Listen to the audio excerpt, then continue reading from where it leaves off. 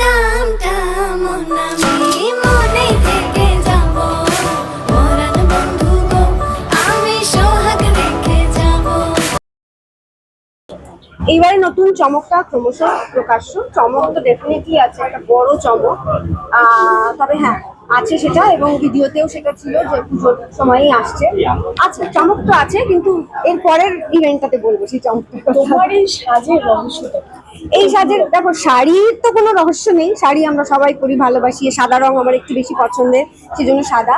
তবে এটার একটা রহস্য আছে, তার রহস্য বলা চলে না, তাৎপর্য আছে। কারণ নেক্সট আমাদের যে প্রজেক্টটা আসতে চলেছে দুর্গাপুজোর আগে, সেইটার সঙ্গে এটার একটা মানে যোগাযোগ আছে। আমরা নর্মালি লাল আলতা পরতে দেখি হাতে এবং পায়ে, তো নীল আলতা পরতে আমরা দেখি।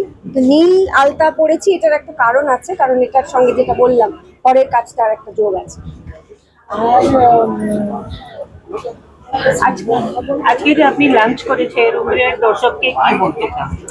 দর্শক সবাই অলরেডি জানে অ্যাকচুয়ালি ভিটামিন এম এন্টারটেনমেন্ট এবং মিউজিক লেভেলের কথা। কারণ মিউজিক লেভেল থেকে দুটো গান অলরেডি 2 বছর রিলিজ হয়ে গেছে, নতুন নয়। তবে এটা অফিসিয়ালি লঞ্চ হলো ভিটামিন এম এন্টারটেনমেন্ট যে প্রোডাকশন হাউসটা, তো সেইটা প্রথম লঞ্চ হলো আর কি। সেই নামটা শোনা যায়নি, শুধু ভিটামিন এম আমার প্রথম গানটার নাম, সেটা সবাই জানতো। তো হ্যাঁ, ভীষণ আমার তো ভালো লাগছে। আশা করি দর্শকদেরকে ভালো ভালো কাজ দিতে পারবো। এটা ভিটামিন এম এবং মনামের মানেই হচ্ছে একটা সুপার ডুপার হিট। সেই প্রত্যাশার চাপ তো এবারও বাড়ছে ধরে। কোনো চাপ নেই, কারণ যে জিনিসটা ভাবা হয়েছে বা যে জিনিসটা করা হয়েছে তাতে আমরা একদম চাপ মুক্ত।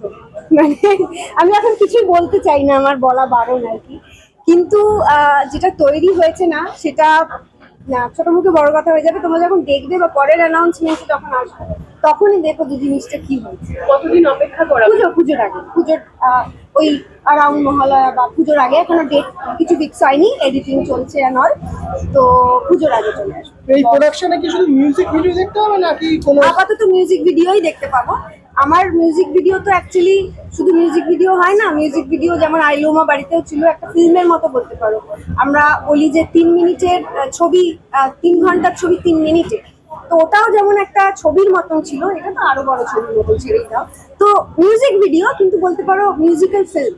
মিউজিক্যাল শর্টস বলা যায়। মিউজিক্যাল ফিল্ম, হ্যাঁ। পুজোতে দর্শকরা কি বলবে দিদি?